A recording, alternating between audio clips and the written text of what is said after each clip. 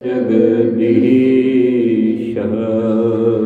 दोहरा कुतुबो ब्राह्मणी थो कहत ऊहा पिंड को नाम बहुत बहिरियत है बड़ा देख सो बसता गराम। वाहिगुरु जी का खालसा वाहिगुरु जी की फतेह। गुरु की साजी निवाजी गुरु रूप खालसा संगत जी वਡਭਾਗੇ हो। ਸਾਹਿਬਾਂ ਦੀ ਗੋਦ ਆਪ ਜੀ ਨੂੰ ਪ੍ਰਾਪਤ ਹੋ ਰਹੀ ਹੈ ਜੀ। ਸਭ ਤੇ ਉੱਤਮ ਹਰ ਕੀ ਕਥਾ ਨਾਮ ਸੁਨਤ ਦਰਦ ਦੁਖ ਲਥਾ। ਪਹਿਲਾਂ ਆਪ ਜੀ ਨੇ ਗੁਰੂ ਸਵਾਰਿਆਂ ਪਾਸੋਂ ਰੱਬੀ ਬਾਣੀ ਦਾ ਕੀਰਤਨ ਸੁਣਿਆ ਹੈ। ਸ਼ਹੀਦ ਭਾਈ ਰਤਨ ਸਿੰਘ ਜੀ ਭੰਗੂ ਮਹਿਤਾਬ ਸਿੰਘ ਜੀ ਦੇ ਪੋਤਰੇ, ਉਹਨਾਂ ਦੀ ਰਚਨਾ ਤੋਂ ਉਚਾਰਨ ਗ੍ਰੰਥ ਪ੍ਰਾਚੀਨ ਪੰਥ ਪ੍ਰਕਾਸ਼ 18ਵੀਂ ਸਦੀ ਦੇ ਸਿੰਘਾਂ ਦਾ ਇਤਿਹਾਸ ਆਪ ਜੀ ਸਰਵਣ ਕਰਦੇ ਆ ਰਹੇ ਹੋ। ਵੱਡੇ ਘੱਲੂਘਾਰੇ ਦੀ ਗਾਥਾ ਚੱਲ ਰਹੀ ਹੈ। ਬਾਬਾ ਚੜ੍ਹਤ ਸਿੰਘ ਜੀ ਹੁਣਾਂ ਨੇ ਵਹੀਰ ਨੂੰ ਬਚਾਉਂਦਿਆਂ ਆਪਣੇ ਆਪ ਨੂੰ ਮੈਦਾਨੀ ਜੰਗ ਦੇ ਵਿੱਚ ਕਹਿ ਲਈਏ ਉਤਾਰਨਾ ਕੀਤਾ ਹੈ। ਕਦੀ ਉਹ ਤੇਗਾ ਚਲਾਉਂਦੇ ਨੇ, ਕਦੀ ਉਹ ਬਰਛੇ ਦੇ ਨਾਲ, ਕਦੀ ਜਿਹੜਾ ਹੈ ਬੰਦੂਕ ਦੇ ਨਾਲ ਜਿਹੜਾ ਹੈ ਉਹ ਵਾਰ ਕਰਦੇ ਨੇ। ਇਸ ਤਰ੍ਹਾਂ ਜਿਸ ਤਰ੍ਹਾਂ ਕੁਕੜੀ ਜਿਹੜੀ ਹੈ ਆਪਣੇ ਬੱਚਿਆਂ ਨੂੰ ਬਚਾਉਣ ਵਾਸਤੇ ਆਪਣੇ ਖੰਭਾਂ ਦੇ ਥੱਲੇ ਲੁਕਾ ਲੈਂਦੀ ਹੈ, ਇਸ ਤਰ੍ਹਾਂ ਬਾਬਾ ਚੜ੍ਹਤ ਸਿੰਘ ਜੀ, ਬਾਬਾ ਸ਼ਾਮ ਸਿੰਘ ਜੀ ਨਾਰੂਕੇਵਾਲ, ਜੱਸਾ ਸਿੰਘ ਜੀ ਆਹਲੂਵਾਲੀਆ, ਜੈ ਸਿੰਘ ਜੀ ਘਨੱਈਆ, ਹੋਰ ਜਿਹੜੀਆਂ ਮਿਸਲਾਂ ਦੇ ਮੁਖੀ ਸਰਦਾਰ ਨਾਲ ਫੌਜਾਂ ਹਨ, ਆਪਣੀ ਵਹੀਰ ਨੂੰ ਬਚਾਉਂਦਿਆਂ ਜ਼ਾਲਮ ਦੇ ਨਾਲ ਦੋ ਹੱਥ ਕਰਦਿਆਂ ਉਹ ਗਹਿਲਾ ਪਿੰਡ ਤੱਕ ਪਹੁੰਚਦੇ ਹਨ, ਜਿੱਥੋਂ ਦੇ ਵਸਿੰਦਿਆਂ ਨੇ ਇਹਨਾਂ ਨੂੰ ਜਿਹੜਾ ਹੈ ਰਹਿਣ ਵਾਸਤੇ ਜਿਹੜਾ ਹੈ ਉਹ ਜਗ੍ਹਾ ਨਹੀਂ ਦਿੱਤੀ, ਉੱਥੇ ਨਹੀਂ ਟਿਕਾਣਾ ਕੀਤਾ, ਗਾਂ ਹੋਰ ਤੁਰੇ ਹਨ। ਦੋਵਾਂ ਫੌਜਾਂ ਨੂੰ ਹੁਣ ਜਿਹੜਾ ਹੈ ਉਹ ਭਾਰੀ ਪਿਆਸ ਜਿਹੜੀ ਹੈ ਉਹ ਲੱਗ ਚੁੱਕੀ ਹੈ। ਅਬਦਾਲੀ ਜਿਹੜਾ ਹੈ ਅਫਗਾਨ ਤੋਂ ਤੁਰਿਆ ਹੋਇਆ ਸੀ, ਸਿੰਘ ਇੱਧਰੋਂ ਸਨ, ਨਾਲ ਬੱਚੇ ਬੀਬੀਆਂ ਬਜ਼ੁਰਗ ਸਨ। ਪਿਆਸ ਜਿਹੜੀ ਹੈ ਉਹ ਸਿਖਰ 'ਤੇ ਪਹੁੰਚ ਚੁੱਕੀ ਹੈ। ਸਰੀਰ ਵੀ ਜਿਹੜੇ ਨੇ ਉਹ ਥੱਕ ਚੁੱਕੇ ਨੇ, ਫਿਰ ਵੀ ਸਿੰਘ ਜ਼ਾਲਮ ਦੇ ਨਾਲ ਦੋ ਹੱਥ ਕਰਦਿਆਂ ਪਿੰਡ ਹੈ ਅਗਾਂਹ ਜਾ ਕਰਕੇ ਕੁਤਬੋ ਬਾਹਮਣੀਆਂ, ਇਸ ਪਿੰਡ ਦੇ ਵਿੱਚ ਜਿਹੜੇ ਨੇ ਹੁਣ ਉਹ ਪਹੁੰਚਣਾ ਕਰਦੇ ਨੇ, ਜਿੱਥੇ ਅੱਗੇ ਇਸ ਗਾਥਾ ਨੇ ਕੀ ਨਵਾਂ ਰੂਪ ਲਿਆ। ਇਸ ਗਾਥਾ ਦੇ ਅੰਦਰ ਫਿਰ ਕੌਣ ਕੌਣ ਸ਼ਹੀਦ ਹੁੰਦਾ ਹੈ, ਇਸ ਦੇ ਪ੍ਰਣਾਮ ਕੀ ਨਿਕਲਦੇ ਹਨ। ਬਾਬਾ ਚੜ੍ਹਤ ਸਿੰਘ ਜੀ ਦੀ ਬੰਦੂਕ ਇੱਕ ਵਾਰੀ ਫਿਰ ਚਮਕਦੀ ਹੈ ਆਉਣ ਵਾਲੀ ਇਸ ਗਾਥਾ ਦੇ ਵਿੱਚ, ਜਿੱਥੇ ਪਹਿਲਾਂ ਉਹਨਾਂ ਨੇ ਆਪਣੀ ਬੰਦੂਕ ਦੇ ਨਾਲ ਜ਼ੋਰ ਵਿਖਾਏ ਤੇ ਫਰੰਗੀਆਂ ਨੂੰ ਵੀ ਇਸ ਦੀ ਬੰਦੂਕ ਬਾਰੇ ਲਿਖਣਾ ਪਿਆ ਸੀ ਕਿ ਬਾਬਾ ਚੜ੍ਹਤ ਸਿੰਘ ਵਰਗਾ ਜਿਹੜਾ ਹੈ ਉਹ ਬੰਦੂਕਚੀ ਨਹੀਂ ਸੀ ਸਿੱਖ ਕੌਮ ਦੇ ਵਿੱਚ। ਢਾਈਆਂ ਦੇ ਵਿੱਚ ਗਿਣਤੀ ਇੱਕ ਪਾਸੇ ਬਾਬਾ ਚੜ੍ਹਤ ਸਿੰਘ ਜੀ ਹੋ ਜਾਵੇ ਤੇ ਦੂਜੇ ਪਾਸੇ ਇਕੱਲਾ ਅਬਦਾਲੀ ਹੋ ਜਾਵੇ ਤੇ ਬਾਬਾ ਚੜ੍ਹਤ ਸਿੰਘ ਉਹਨਾਂ ਨੂੰ ਜਿਹੜਾ ਸੀ ਦੁਸ਼ਵਾਰ ਕਰ ਦਿੰਦਾ ਸੀ। ਆਓ ਅੱਗੇ ਗਾਥਾ ਕਿਸ ਤਰ੍ਹਾਂ ਚੱਲਦੀ ਵੱਡੇ ਘੱਲੂਘਾਰੇ ਦੀ ਸਰਵਣ ਕਰੀਏ। ਦਿਓ ਅਸੀਸ, ਅੱਖ ਨਾ ਕਰੋ ਸਤਨਾਮ ਸ੍ਰੀ ਵਾਹਿ। ਫਿਰ ਕਰੋ ਕਿਰਪਾ ਜੀ, ਆਖੋ ਸਤਨਾਮ ਸ੍ਰੀ ਵਾਹਿਗੁਰੂ। ਸਤਨਾਮ ਸ੍ਰੀ ਵਾਹਿਗੁਰੂ ਸਾਹਿਬ ਜੀ। ਦੋਹਰਾ ਕੁਤਬੋ ਬ੍ਰਾਹਮਣੀ ਥੋ ਕਹਿਤ ਊਹਾ ਪਿੰਡ ਕੋ ਨਾਮ। ਆਂਦੇ ਜਿਹੜੇ ਬਚ ਗਏ ਉਹ ਸਿੰਘ ਆਪਣੀਆਂ ਕਿਰਪਾਨਾਂ ਦੇ ਛਾਵਾਂ ਹੇਠ ਜਿਹੜੇ ਸਨ ਚੱਲਦਿਆਂ ਗਹਿਲੇ ਪਿੰਡ ਤੋਂ ਜਦੋਂ ਅੱਗੇ ਜਾਂਦੇ ਹਨ ਤੇ ਉੱਥੇ ਜਿਹੜਾ ਹੈ ਕੁਤਬੋ ਬਾਹਮਣੀਆਂ ਪਿੰਡ ਨਾਮ ਦਾ ਜਿਹੜਾ ਹੈ ਇੱਕ ਨਗਰ ਹੈ।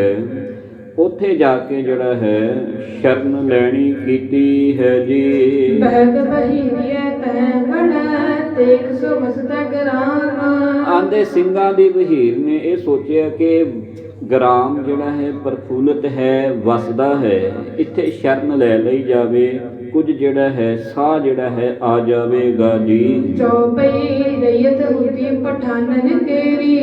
ਇਹ ਜਿਹੜਾ ਪਿੰਡ ਸੀ ਨਾ ਮਲੇਰਕੋਟਲੀਆ, ਜਿਹੜਾ ਪਠਾਨ ਸੀ, ਉਹਦੀ ਦਇਆ ਦੇ ਉੱਤੇ ਚੱਲ ਰਿਹਾ ਸੀ। ਹੁਣ ਜਿਹੜਾ ਪਿੰਡ ਕਿਸੇ ਦੀ ਦਇਆ ਦੇ ਉੱਤੇ ਚੱਲ ਰਿਹਾ ਹੋਵੇ ਨਾ, ਫਿਰ ਉਹਦੇ ਹੁਕਮ ਦੇ ਵਿੱਚੋਂ ਨਿਕਲਣਾ ਬੜਾ ਔਖਾ ਹੋ ਜਾਵੇਗਾ। ਅੱਜ ਵੀ ਤਾਂ ਬਾਣੀ ਨੇ ਤੇ ਇੱਥੋਂ ਤੱਕ ਕਹਿ ਦਿੱਤਾ, ਰਾਜੇ ਸ਼ਹੀ ਮੁਕੱਦਮ ਕੁੱਤੇ, ਰਾਜਿਆਂ ਨੂੰ ਕੁੱਤਿਆਂ ਤੱਕ ਦੀ ਗਿਣਤੀ ਦੇ ਵਿੱਚ ਲੈ ਆਉਂਦਾ ਬਾਣੀ ਨੇ। ਅੱਜ ਵੀ ਤਾਂ ਸਿਆਸਤੀ ਰੋਟੀਆਂ ਜਿਹੜੀਆਂ ਨੇ ਇਸੇ ਹੀ ਤਰ੍ਹਾਂ ਜਿਹੜੀਆਂ ਨੇ ਉਹ ਸੇਕੀਆਂ ਜਾ ਰਹੀਆਂ ਨੇ। ਕੱਲ੍ਹ ਦਾ ਦਿਨ ਜਦੋਂ ਸਵੇਰੇ ਚੜ੍ਹੇਗਾ, ਬਸ ਜੋ ਸਿਆਸਤ ਨਜ਼ਰ ਤੁਹਾਨੂੰ ਆਵੇਗੀ ਉੱਪਰੋਂ ਕੁਝ ਹੋਰ, ਪਰਸੋਂ ਨੂੰ ਉਹ ਹੋਰ ਨਜ਼ਰ ਆਵੇਗੀ। ਇਸ ਤਰ੍ਹਾਂ ਆਂਦੇ ਇਹ ਪਿੰਡ ਪਠਾਨਾਂ ਨੇ ਆਪਣੀ ਕਹਿ ਲਈਏ ਜਾਗੀਰ ਹੀ ਬਣਾਇਆ ਹੋਇਆ ਸੀ। ਇੱਥੇ ਰਹਿਣ ਵਾਲੇ ਵਸਿੰਦੇ ਰਹਿ ਤਾਂ ਜ਼ਰੂਰ ਰਹੇ ਸਨ, ਪਰ ਉਹਨਾਂ ਦੀ ਲਗਾਮ, ਜਿੱਦਾਂ ਘੋੜੇ ਦੀ ਲਗਾਮ ਜਿਹੜੀ ਹੈ ਉਹ ਇੱਕ ਘੋੜੇ ਸਵਾਰ ਦੇ ਹੱਥ ਦੇ ਵਿੱਚ ਹੁੰਦੀ ਹੈ। ਇਸ ਪਿੰਡ ਦੀ ਲਗਾਮ, ਇਸ ਪਿੰਡ ਦੇ ਉੱਤੇ ਹੁਕੂਮਤ ਜਿਹੜੀ ਸੀ ਉਹ ਮਲੇਰਕੋਟਲੀਏ ਪਠਾਨ ਦੀ ਸੀ ਜੀ। ਲੀਏ ਮਲੇਰੀਆ ਤਹਿ ਬਹਿ ਕਰੀ। ਆਂਦੇ ਉੱਥੇ ਮਲੇਰ ਪਠਾਨਾਂ ਨੇ ਜਿਹੜਾ ਸੀ ਨਾ ਇਸ ਪਿੰਡ ਨੂੰ ਜਿਹੜਾ ਸੀ ਉਹ ਘੇਰਨਾ ਕੀਤਾ ਹੈ। ਤਿਨੈ ਗ੍ਰਾਮ ਲੋਕਨ ਕਹਿ ਦਿਓ।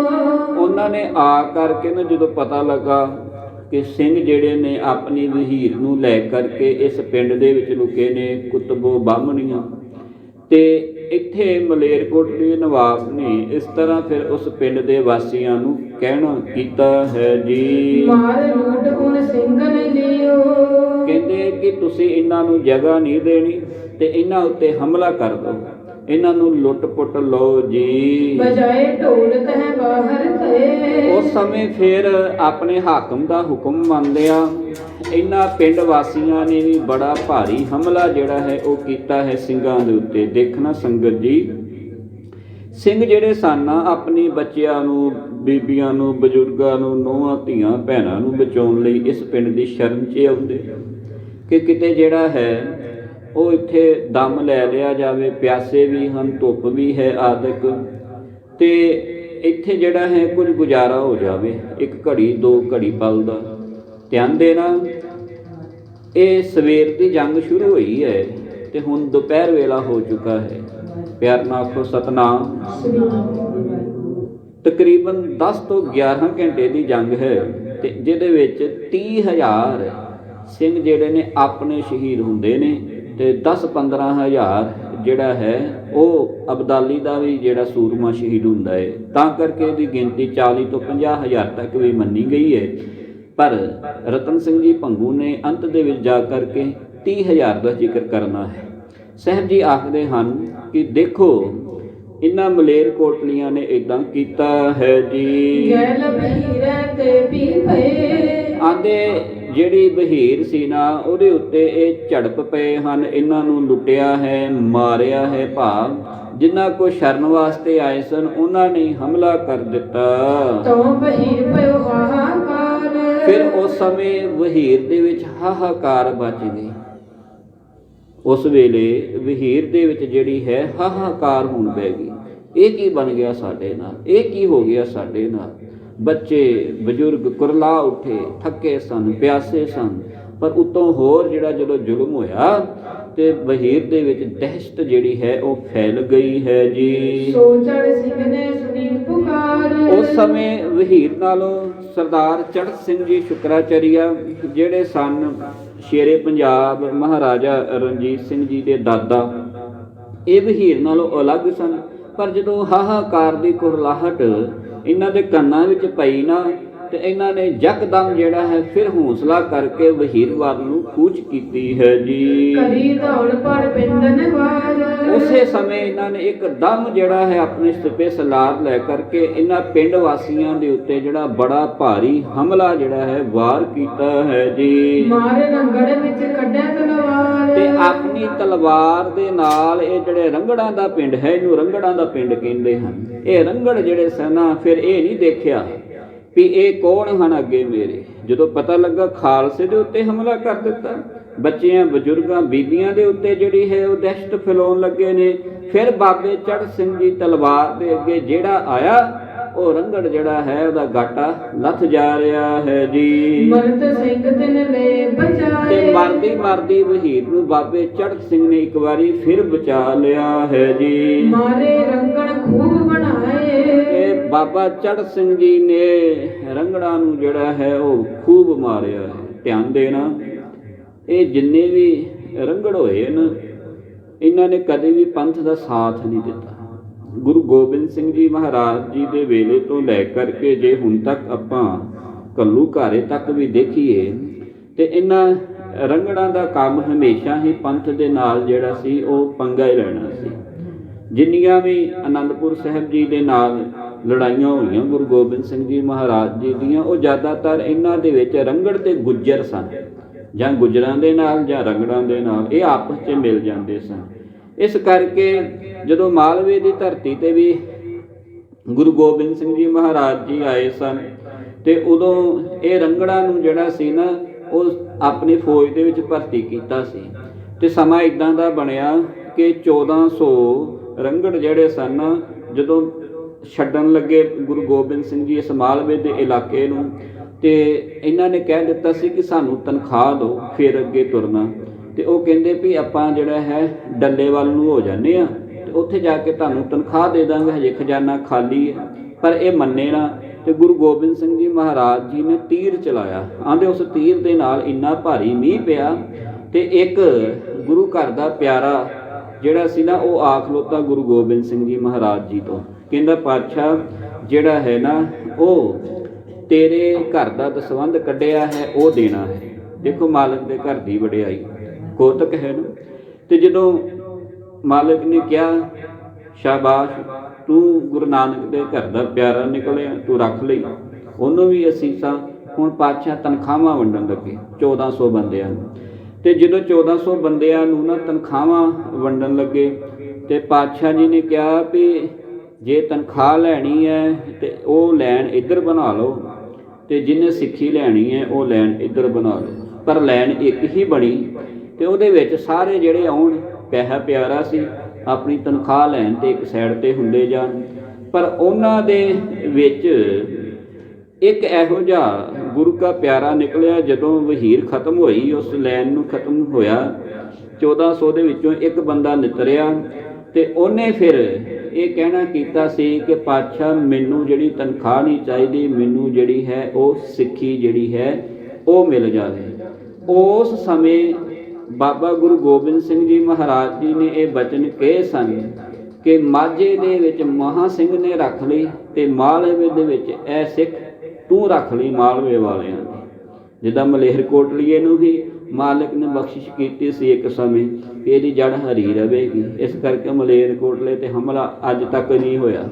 ਇਸ ਪ੍ਰਕਾਰ ਇਹ ਰੰਗੜ ਹੈ ਤਾਂ ਦੁਸ਼ਮਣ ਸਨ, ਪਰ ਇਹਨਾਂ ਰੰਗੜਾਂ ਦੇ ਵਿੱਚੋਂ 5 ਉਂਗਲਾਂ ਬਰਾਬਰ ਨਹੀਂ ਹੁੰਦੀਆਂ। ਇੱਕ ਨਿਤਰਿਆ ਯੋਧਾ ਬਣ ਕੇ ਜਿਹਨੇ ਸਿੱਖੀ ਮੰਗੀ।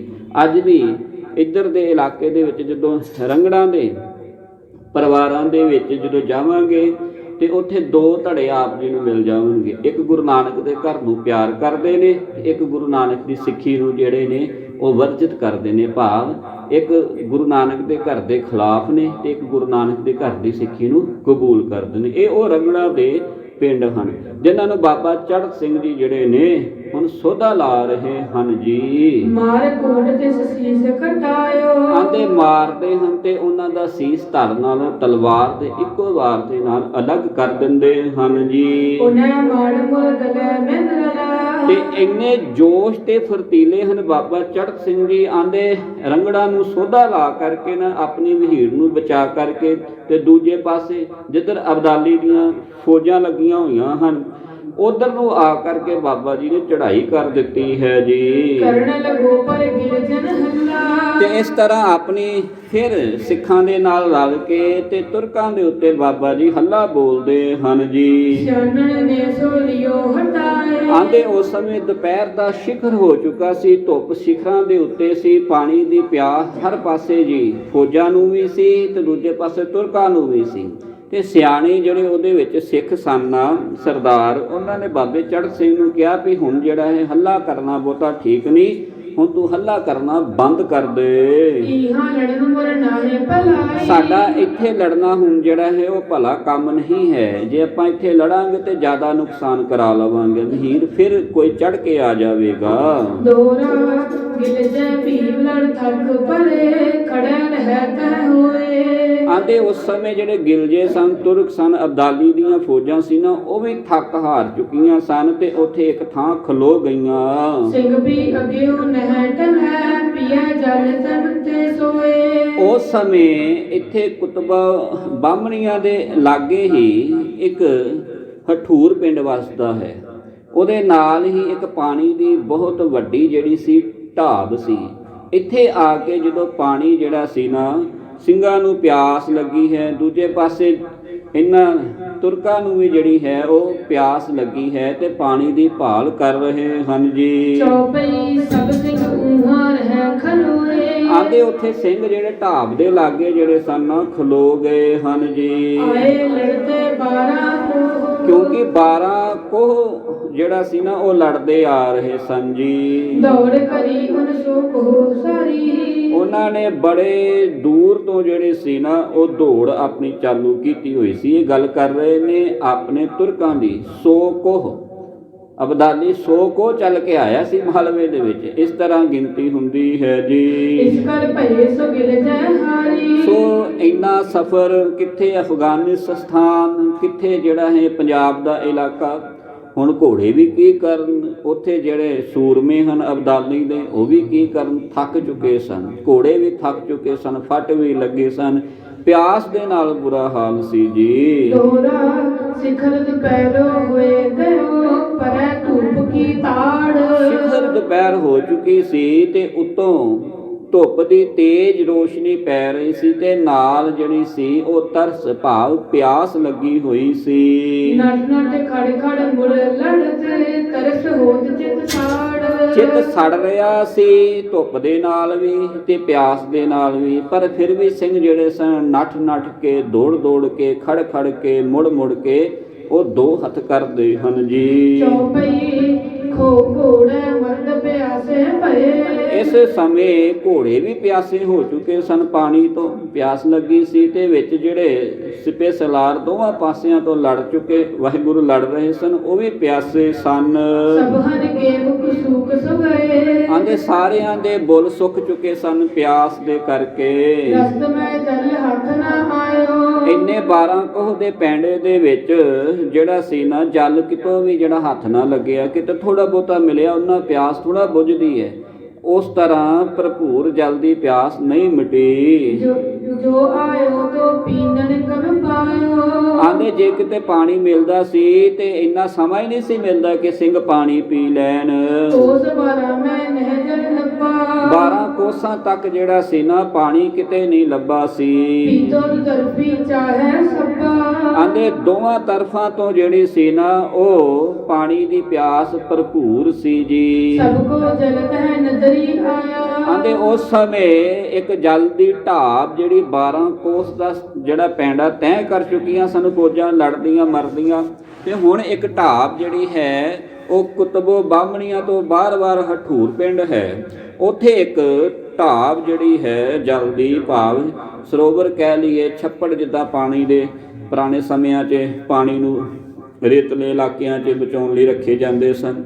ਇਸ ਤਰ੍ਹਾਂ ਉਹ ਢਾਬ ਮਿਲੀ ਹੈ ਜੀ। ਜਨ ਮਰਤੈ ਕਿਨ ਜੀਵਨ ਪਾਇਆ।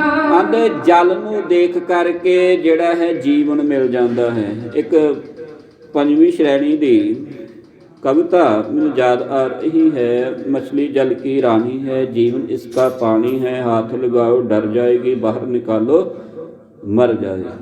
बाबा जी ने भी बाणी विच किया है, पहला पानी जियो है, जित हरिया सब कोई। रोटी तो बगैर तो मनुख जिंदा रह सकता है कुछ दिन कुछ महीने भी, ते पर पानी तो बगैर जिहड़ा है वो बहुता चिर जिंदा नहीं रह सकता। इत्थे प्यास इन्नी है कि आंदे जदों जल मिलिया ते मरदियां दे विच जिद्दां मुर्दियां दे विच जान फूकी जाती है ना, इस तरह हो गए ਹਨ जी। ਭਰੀ ਢਾਬ ਘਟ ਦੇਵੈ ਨੱਠ। ਆਂਦੇ ਉਹ ਢਾਬ ਪਾਣੀ ਦੇ ਨਾਲ ਭਰੀ ਹੋਈ ਸੀ ਤੇ ਉਹਦਾ ਜਲ ਜਿਹੜਾ ਸੀ ਠਾਠਾਂ ਭਾਵ ਉਛਾਲੇ ਮਾਰ ਰਿਹਾ ਸੀ। ਪਿਆਮੇ ਪੁਰੇ ਤਰਫੋਂ ਨੱਠ। ਆਂਦੇ ਦੋਵੇਂ ਪਾਸਿਓਂ ਫੌਜਾਂ ਜਿਹੜੀਆਂ ਨਸਾਂ ਉਹ ਪਾਣੀ ਨੂੰ ਪੀਣ ਵਾਸਤੇ ਨੱਠ ਤੁਰੀਆਂ। ਬਹੀਰੇ ਪੀਚ ਹੈ ਪਿਓ ਪਾਣੀ। ਪਰ ਦੂਜੇ ਪਾਸਿਓਂ ਜਿਹੜੀ ਬਹੀਰ ਸੀ ਨਾ ਸਿੰਘਾਂ ਦੇ ਨਾਲ, ਉਹ ਵੀ ਪਾਣੀ ਪੀਣਾ ਚਾਹੁੰਦੀ ਸੀ। ਧਿਆਨ ਦੇਣਾ ਇੱਥੇ, ਸਿੰਘ ਜਿਹੜੇ ਸਨ, ਸਿੰਘ ਸੂਰਮੇ ਸਰਦਾਰ, ਉਹ ਪਹਿਲਾਂ ਹੀ ਪਾਣੀ ਥੋੜ੍ਹਾ ਪੀ ਚੁੱਕੇ ਸਨ, ਆਪਣੀ ਪਿਆਸ ਘੋੜਿਆਂ ਦੀ ਆਪਣੀ ਬੁਝਾ ਚੁੱਕੇ ਸਨ। ਪਰ ਹੁਣ ਬੱਚਿਆਂ ਨੂੰ ਵੀ ਜਿਹੜਾ ਹੈ ਪਾਣੀ ਪਿਆਉਣਾ ਹੈ, ਬਜ਼ੁਰਗਾਂ ਨੂੰ ਵੀ ਪਿਆਉਣਾ ਹੈ, ਮਾਈਆਂ ਬੀਬੀਆਂ ਨੂੰ, ਧੀਆਂ ਆਦਿ ਸਭ ਨੂੰ ਪਾਣੀ ਪਿਆਉਣਾ ਹੈ। ਹੁਣ ਮੁਸ਼ਕਿਲ ਇਹ ਬਣੀ ਕਿ ਦੂਜੇ ਪਾਸੇ ਜਿਹੜੀ ਹੈ ਅਬਦਾਲੀ ਦੀ ਫੌਜ, ਉਹਨੂੰ ਵੀ ਇਹ ਢਾਬ ਨਜ਼ਰ ਆ ਗਈ ਹੈ ਕਿ ਇੱਥੇ ਪਾਣੀ ਹੈ, ਤੇ ਸਿੰਘਾਂ ਨੂੰ ਵੀ ਇਹ ਹੈ ਕਿ ਆਪਾਂ ਆਪਣੀ ਵਹੀਰ ਨੂੰ ਵੀ ਹੁਣ ਪਾਣੀ ਪਿਆਉਣਾ ਹੈ। ਇਸ ਕਰਕੇ ਦੋਵੇਂ ਇੱਕਦਮ ਜਿਹੜੇ ਇਸ ਢਾਬ ਦੇ ਲਾਗੇ ਇਕੱਠੇ ਹੋਏ ਹਨ ਜੀ। ਉਹਨਾਂ ਨੇ ਜਿਹੜਾ ਹੈ ਪਾਣੀ ਪੀਣ ਦੀ ਖਾਤਰ ਸਿਰ ਤੇ ਚੱਲਣ ਵਾਲੀਆਂ ਜਿਹੜੀਆਂ ਹੁਣ ਤਲਵਾਰਾਂ ਹਨ ਨਾ, ਉਹਨਾਂ ਦੀ ਪਰਵਾਹ ਨਹੀਂ ਕੀਤੀ। ਪਿਆਰ ਨਾਲ ਆਖੋ ਸਤਨਾਮ ਸ੍ਰੀ ਵਾਹਿਗੁਰੂ। ਸਿੰਘ ਕਹਿੰਦੇ ਸਿਰ ਦੇ ਉੱਤੇ ਤਲਵਾਰਾਂ ਤਾਂ ਚੱਲ ਜਾਣ ਮਨਜ਼ੂਰ ਹੈ, ਪਰ ਬੱਚਿਆਂ ਨੂੰ, ਬਜ਼ੁਰਗਾਂ ਨੂੰ, ਮਾਈਆਂ ਨੂੰ ਜਿਹੜਾ ਹੈ ਉਹ ਪਾਣੀ ਤੋਂ ਪਿਆਸੇ ਨਹੀਂ ਮਾਰਨਾ। ਇਸ ਕਰਕੇ ਹੁਣ ਤਲਵਾਰਾਂ ਦੀ ਜਿਹੜੀ ਹੈ ਛਾਂ, ਉਹਦੇ ਥੱਲੇ ਜਿਹੜਾ ਹੈ ਯੁੱਧ ਫਿਰ ਚਾਲੂ ਹੋਣਾ ਹੈ ਜੀ। ਗਿਲਜੇ ਪੀਲੜ ਨੂੰ ਭੁੱਲ ਗਏ। ਉਸ ਸਮੇਂ ਆਂਦੇ ਗਿਲਜੇ ਥੱਕੇ ਸਨ, ਪਿਆਸੇ ਸਨ, ਇਹਨਾਂ ਨੂੰ ਲੜਨਾ ਜਿਹੜਾ ਸੀ ਇੱਕ ਹਿਸਾਬ ਦਾ ਭੁੱਲ ਹੀ ਗਿਆ ਸੀ। ਹੁਣ ਥੱਕਿਆ ਹਾਰਿਆ ਮਨੁੱਖ ਜਿਹੜਾ ਹੈ ਉਹ ਕਿੰਨਾ ਕੇ ਜਿਹੜਾ ਹੈ ਆਪਣਾ ਦਮ ਰੱਖਦਾ ਹੈ। ਇੱਕ ਹੈ ਅਫਗਾਨਿਸਤਾਨ ਤੋਂ ਤੁਰੇ ਸਨ, ਇਲਾਕਾ ਪਹਾੜੀ ਸੀ ਇਹਨਾਂ ਦਾ, ਤੇ ਇੱਧਰ ਪੰਜਾਬ ਪ੍ਰਦੇਸ਼ ਦੇ ਵਿੱਚ ਇਹਨਾਂ ਨੂੰ ਇੰਨਾ ਸਮਾਂ ਪਿਆਸੇ ਰਹਿਣਾ ਜਿਹੜਾ ਮੁਨਾਸਬ ਨਹੀਂ ਸੀ। ਇਸ ਕਰਕੇ ਇਹ ਵੀ ਲੜਨਾ ਭੁੱਲ ਚੁੱਕੇ ਸਨ ਜੀ। ਪੀਵਨ ਪਾਣੀ ਢਾਬ ਸੋ ਪਏ। ਇੱਕਦਮ ਇਹਨਾਂ ਨੇ ਵੀ ਪਾਣੀ ਪੀਣ ਵਾਸਤੇ ਢਾਬ ਵੱਲ ਨੂੰ ਜਿਹੜਾ ਆਪਣਾ ਰੁਖ ਕੀਤਾ ਹੈ। ਪਿਆਸੇ ਬਜਨੋ ਨਠਲ ਪੀਵੇ। ਤੇ ਇੱਕਦਮ ਆਂਦੇ ਨੇ ਵੀ ਹੁਣ ਭਾਵੇਂ ਮਰਨਾ ਕਿਉਂ ਨਾ ਪਵੇ, ਇਹ ਢਾਬ ਦੇ ਵਿੱਚ ਜਿਹੜੇ ਨੇ ਨਸ ਕਰਕੇ ਜਿਹੜੇ ਨੇ ਪਾਣੀ ਦੇ ਵਿੱਚ ਬੜੇ ਹਨ ਜੀ। ਭਾਵੇਂ ਮਰ ਡੁੱਬ ਤੇ ਭਾਵੇਂ ਜੀਵੇ। ਆਂਦੇ ਭਾਵੇਂ ਮਰ ਕੇ ਡੁੱਬ ਜਾਈਏ ਤੇ ਭਾਵੇਂ ਜਿੰਦੇ ਰਹੀਏ, ਪਾਣੀ ਪੀਣਾ ਜਿਹੜਾ ਹੈ ਬਹੁਤ ਜ਼ਰੂਰੀ ਹੈ। ਦੋਰਾ ਮਲਵਈ ਅਨ ਖਾਲਸਾ ਕਹਿਓ ਆਗੇ ਪਾਣੀ ਦੂਰ। ਜਿਹੜੇ ਮਲਵਈ, ਜਿਹੜੇ ਕੁਹਾਰ ਜਿਹੜੇ ਸਨ ਤੁਰੇ ਹੋਏ ਸਨ ਵਹੀਰ ਦੇ ਨਾਲ, ਜਿਨ੍ਹਾਂ ਦੇ ਵਿੱਚ ਸੰਗੂ ਸਿੰਘ ਜੀ, ਆਲਾ ਸਿੰਘ ਜੀ, ਸੇਖੂ ਸਿੰਘ ਜੀ, ਬੁੱਢਾ ਸਿੰਘ ਜੀ, ਜਿਹੜੇ ਪਟਿਆਲੇ ਦੀ ਰਿਆਸਤ ਬਾਬਾ ਆਲਾ ਸਿੰਘ ਜੀ ਦੇ ਆਦਿਕ ਹੋਰ ਬਾਬਾ ਭਗਤੂ ਜੀ ਦੇ ਪਰਿਵਾਰਾਂ ਵਿੱਚੋਂ ਸਨ, ਜਿਹੜੇ ਹਲਕਾਰੇ ਬਣ ਕੇ ਨਾਲ ਤੁਰੇ ਹੋਏ ਸਨ, ਕੋਤਵਾਲ ਕਹਿ ਲਈਏ, ਆਪਣੇ ਵਕੀਲ ਬਣ ਕੇ ਤੁਰੇ ਹੋਏ ਸਨ। ਇਹਨਾਂ ਨੇ ਇੱਕ ਸਲਾਹ ਦਿੱਤੀ ਆਪਣੀ ਵਹੀਰ ਨੂੰ, ਸਿੰਘਾਂ ਨੂੰ, ਕਿ ਪਾਣੀ ਜਿਹੜਾ ਹੈ ਨਾ ਉਹ ਅੱਗੋਂ ਬਹੁਤ ਦੂਰ ਹੈ ਜਾ ਕਰਕੇ, ਕਿਉਂਕਿ ਉਹਨਾਂ ਨੂੰ ਆਪਣੇ ਇਲਾਕੇ ਦਾ ਪਤਾ ਸੀ ਵੀ ਹੁਣ ਇੱਥੇ ਤੇ ਪਾਣੀ ਜਿਹੜਾ ਮਿਲ ਗਿਆ, ਜੇ ਇੱਥੇ ਨਾ ਆਪਣੀ ਵਹੀਰ ਨੂੰ ਪਾਣੀ ਪਿਆਇਆ ਤੇ ਫਿਰ ਜਿਹੜਾ ਹੈ ਔਖਾ ਬਹੁਤ ਸਮਾਂ ਦੇਖਣਾ ਪਵੇਗਾ। ਇਸ ਕਰਕੇ ਉਹਨਾਂ ਨੇ ਕਿਹਾ ਵੀ ਜਿਹੜਾ ਇੱਥੋਂ ਪਿਆਸਾ ਅੱਗੇ ਨੂੰ ਤੁਰਿਆ ਉਹ ਅਗਾਂਹ ਜਾ ਕੇ ਜਿਹੜਾ ਆਪਣੇ ਪ੍ਰਾਣ ਤਿਆਗ ਦੇਗਾ। ਉਸ ਸਮੇਂ ਖਾਲਸੇ ਨੇ ਇੱਕ ਮੁੱਠ ਹੋ ਕਰਕੇ ਇਸ ਤਰ੍ਹਾਂ ਸਲਾਹ ਕੀਤੀ ਹੈ ਜੀ। ਆਂਦੇ ਹੁਣ ਆਪਾਂ ਆਪਣੀ ਵਹੀਰ ਨੂੰ ਜਿਹੜਾ ਹੈ ਪਾਣੀ ਜ਼ਰੂਰ ਪਿਆਉਣਾ ਹੈ, ਪਰ ਸਵਾਰਥ ਪਰ ਲਾਭੋ ਸਰੀਰ। ਆਪਣਾ ਸਵਾਰਥ ਕੋਈ ਨਹੀਂ, ਪਰ ਸਵਾਰਥ ਕਿਸੇ ਦੂਜੇ ਦੇ ਸਵਾਰਥ ਵਾਸਤੇ, ਕਿਸੇ ਦੂਸਰੇ ਦੇ ਕੰਮ ਵਾਸਤੇ, ਕਿਸੇ ਦੂਸਰੇ ਦਾ ਭਲਾ ਕਰਨ ਵਾਸਤੇ। ਇਹ ਗੁਰੂ ਕੇ ਲਾਡਲੀਆਂ ਫੌਜਾਂ ਹਨ ਜੀ। ਜੇ ਗੁਰੂ ਕਹਿੰਦਾ ਹੈ ਮੈਂ ਦੀਨਾਂ ਦੇ ਉੱਤੇ ਜਿਹੜਾ ਹੈ ਦਇਆ ਕਰਨ ਵਾਲਾ ਹਾਂ, ਤੇ ਗੁਰੂ ਦੀਆਂ ਫੌਜਾਂ ਵੀ ਜਿਹੜਾ ਹੈ ਉਹ ਦਇਆ ਕਰਨ ਵਾਲੀਆਂ ਹਨ, ਉਹ ਰਹਿਮਤਾਂ ਵਰਤਾਉਣ ਵਾਲੀਆਂ ਹਨ। ਆਂਦੇ ਪਰ ਸਵਾਰਥ ਪਰ ਲਾਵੋ ਸਰੀਰ। ਆਪਣਾ ਹੁਣ ਕੋਈ ਮਨੋਰਥ ਨਹੀਂ, ਆਪਣਾ ਕੋਈ ਸਵਾਰਥ ਨਹੀਂ, ਆਪਣਾ ਕੋਈ ਲੋਭ ਜਾਂ ਲਾਲਚ ਨਹੀਂ।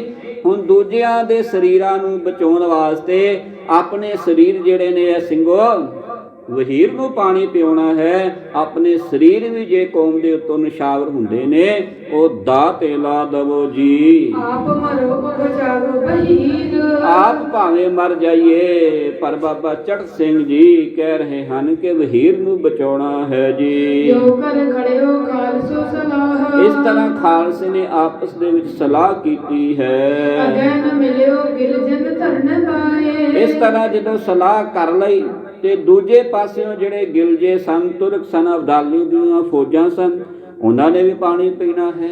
ਉਹਨਾਂ ਨੇ ਵੀ ਜ਼ਬਰਦਸਤ ਪਾਣੀ ਪੀਣ ਵਾਸਤੇ ਜਦੋਂ ਹੋੜ ਲਾਈ ਤੇ ਬਾਬਾ ਜੀ ਹੁਣਾਂ ਨੇ ਆਪਣੀਆਂ ਤਲਵਾਰਾਂ ਜਿਹੜੀਆਂ ਨੇ ਉਹ ਸੂਤ ਲਈਆਂ, ਇਹੋ ਜਿਹੀਆਂ ਸੂਤੀਆਂ ਕਿ ਗਿਲਜਿਆਂ ਨੂੰ ਜਿਹੜਾ ਹੈ ਪਾਣੀ ਤੱਕ ਨਹੀਂ ਪਹੁੰਚਣ ਦਿੱਤਾ, ਜਿੰਨਾ ਤੱਕ ਆਪਣੀ ਵਹੀਰ ਨੂੰ ਉਹਨਾਂ ਨੇ ਪਾਣੀ ਜਿਹੜਾ ਸੀ ਨਹੀਂ ਪਿਆਇਆ।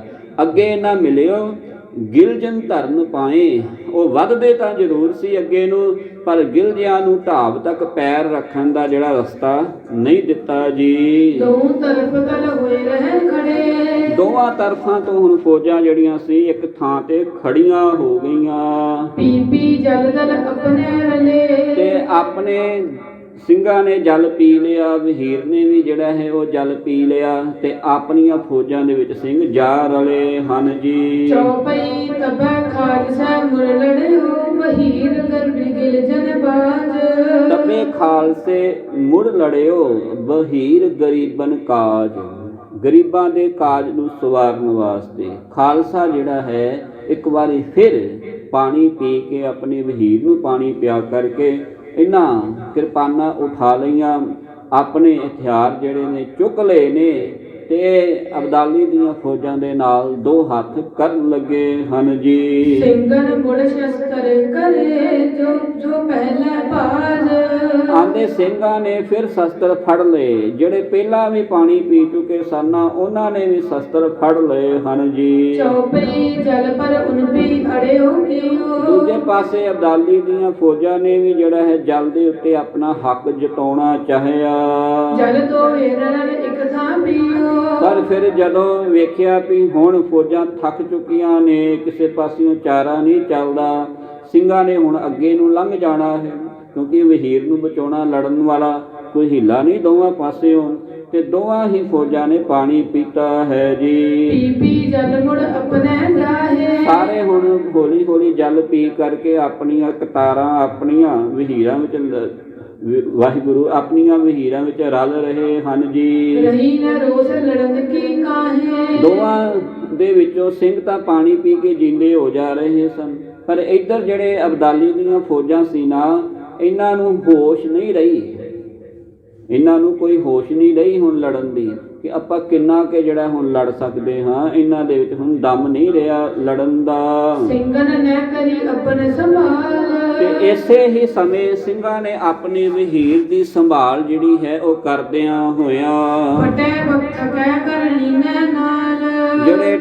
ਥੱਕੇ ਹਾਰੇ ਸਨ, ਜਿਨ੍ਹਾਂ ਦੇ ਉੱਤੇ ਫਟ ਲੱਗੇ ਸਨ, ਆਦਿਕ ਜਿਹੜੇ ਜ਼ਖਮੀ ਹੋਏ ਸਨ, ਉਹਨਾਂ ਨੂੰ ਵੀ ਨਾਲ ਰਲਾ ਲਿਆ ਹੈ ਜੀ। ਡੇਰਾ ਨਟਕੋ ਦਸ ਹੋ ਗਇਓ। ਤੇ ਇਸ ਪ੍ਰਕਾਰ ਇੱਥੋਂ ਕੁਤਬਾ ਬਾਹਮਣੀਆਂ ਤੋਂ ਵੀ ਅੱਗੇ ਪਾਣੀ ਪੀ ਕੇ 10 ਕੋ ਹੋਰ ਅੱਗੇ ਨੂੰ ਇਹ ਜਿਹੜੇ ਹੈ ਸਿੰਘ ਜਿਹੜੇ ਸਨ ਉਹ ਨਿਕਲ ਚੁੱਕੇ ਹਨ ਜੀ। ਖਿੰਡਨ ਫੁੱਟਿਓ ਆਏ ਉਹਾਂ ਰਲਿਓ। ਜਿਹੜੇ ਖਿੰਡੇ ਫੁੰਡੇ ਸਿੰਘ ਸਨ, ਭਾਵ ਕਿ ਜਿਹੜੇ ਵਹੀਰ ਨਾਲੋਂ ਵਿਛੜ ਚੁੱਕੇ ਸਨ, ਹਜੇ ਸਾਹ ਚੱਲਦੇ ਸਨ, ਉਹਨਾਂ ਨੂੰ ਵੀ ਨਾਲ ਰਲਾ ਲਿਆ ਹੈ ਜੀ।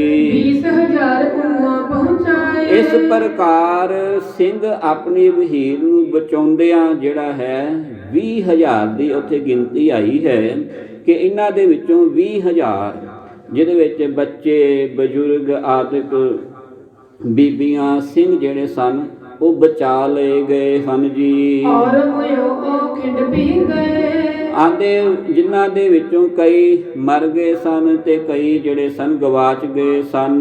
ਲੋਕ ਕਹੈ ਸਿੰਘ 1 ਲੱਖ ਸਾਰਾ। ਸਾਰੇ ਲੋਕਾਂ ਨੇ ਉਸ ਸਮੇਂ ਇਸ ਗੱਲ ਦੀ ਗਿਣਤੀ ਨੂੰ ਬਿਆਨ ਕੀਤਾ ਕਿ ਉਸ ਸਮੇਂ ਸਿੰਘਾਂ ਦੀ ਫੌਜ 1 ਲੱਖ ਸੀ। 50 ਬਚੇ ਹੋ ਸਭ ਗਏ ਮਾਰਾ। ਆਂਦੇ ਜਿਨ੍ਹਾਂ ਦੇ ਵਿੱਚੋਂ 50,000 ਬਚ ਗਿਆ, ਬਾਕੀ ਸਾਰਾ ਮਾਰਿਆ ਗਿਆ। ਪਿਤਾ ਹਮਾਰਾ ਤੀ ਸਭ ਗਾਏ। ਪਿਆਰ ਨਾਲ ਆਖੋ ਸਤਿਨਾਮ ਸ੍ਰੀ ਵਾਹਿਗੁਰੂ।